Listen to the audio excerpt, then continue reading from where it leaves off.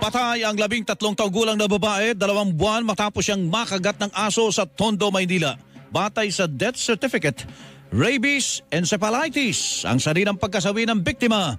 Ayon sa kanyang ina, isinugod nila ang kanyang anak sa ospital dahil nilagnat at nabalisa. Sinabi ng umano ng biktima na Pebrero pa siya nakagat ng aso. Nakita umano nila noon ang sugat sa paa ng kanilang anak pero sinabi nitong sumabit lang siya sa alambre.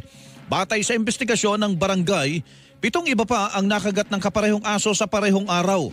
Nahuli agad na mga kawani ng barangay ang aso at itinurn over kalaunan sa VITAS Veterinary Inspection Board matapos ang 8 araw pumanaw ang aso.